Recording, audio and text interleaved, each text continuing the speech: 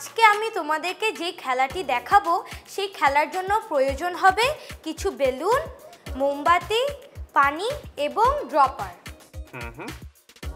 প্রথমে আমাদেরকে একটি বেলুন ফুলিয়ে নিতে হবে।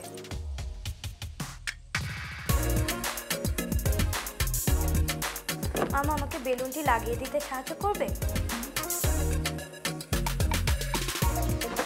এরপর আমাদেরকে মোমবাতিটি জ্বালিয়ে দিতে হবে। মামা মোমবাতিটি জ্বালিয়ে দিবে?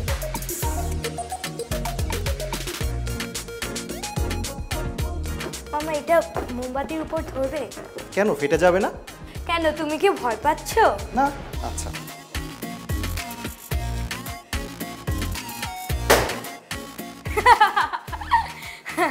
বিজ্ঞানী, তুমি নিশ্চয়ই ভাবছো এটা আবার কোনো খেলা হলো নাকি? হ্যাঁ হ্যাঁ, তাই তো।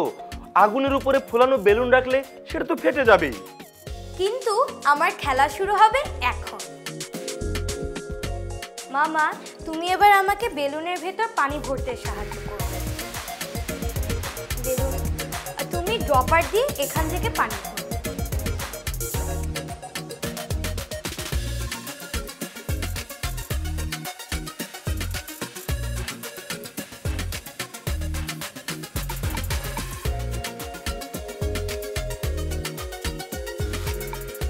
আচ্ছা, এটাকে আরো ভরতে হবে? না, এবার ফুলিয়ে দাও। পানি অবস্থায় কিভাবে? হ্যাঁ, ফু দিয়ে দেখো, ফুলে যাবে।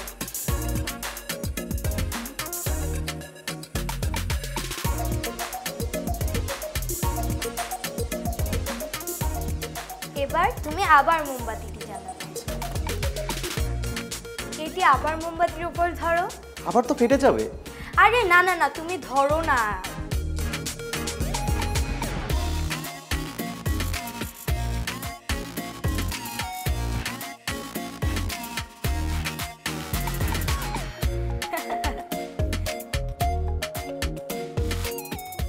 কি ব্যাপার, ফাটছে না কেন? আরে এটাই তো মজা। কি বিজ্ঞানী, খেলাটা কেমন মজার না? কি আশ্চর্য হুলস্টাইন, এবার তো বেলুন ফাটলো না। হ্যাঁ, খেলাটি মজার না পিকু? খুব মজার, দারুণ মজা পেয়েছি। আচ্ছা তোকি, তুমি খেলাটি কিভাবে খেলেছো আমি জানি। আমি কি বলে দেব? বলো বিজ্ঞানী। আচ্ছা আচ্ছা, বলে দিচ্ছি। বলো তো, আমিও শুনবো। হ্যাঁ হ্যাঁ হ্যাঁ, তোকি, তুমি প্রথমে একটা বেলুন ফুলিয়ে জ্বলন্ত মোমবাতির উপরে রেখেছো এবং সাথে সাথেই বেলুন ফেটে গিয়েছে। এরপর তুমি বেলুনের ভেতর পানি দিয়ে ফুলিয়ে যখন মোমবাতির উপর ধরলে তখন বেলুনটি ফেটে না গিয়ে অক্ষত রইল।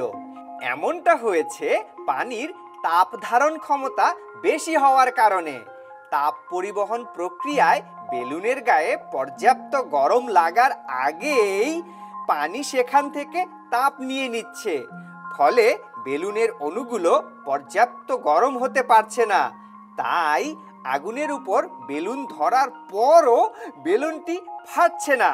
তো কি আমি কি ঠিক বললাম? হ্যাঁ বিজ্ঞানী, একদম ঠিক। খুবই মজা লেগেছে আমার। এটা অনেক মজার খেলা ছিল। তোমাকে অনেক ধন্যবাদ। তোমাকেও অনেক ধন্যবাদ। বন্ধু বিজ্ঞানী তোকি, তোমার সঙ্গে আবার দেখা হবে। তখন এমন মজার মজার খেলা আরো দেখবো। তুমি ভালো থেকো বিজ্ঞানী। অনেক খেলা দেখবো, ভালো থেকো। আবার দেখা হবে বিজ্ঞানী, বিদায়।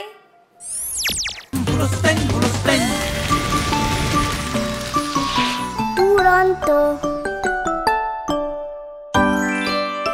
ফেসবুকে ফলো করো এবং ইউটিউবে সাবস্ক্রাইব করো দুরন্ত টিভি।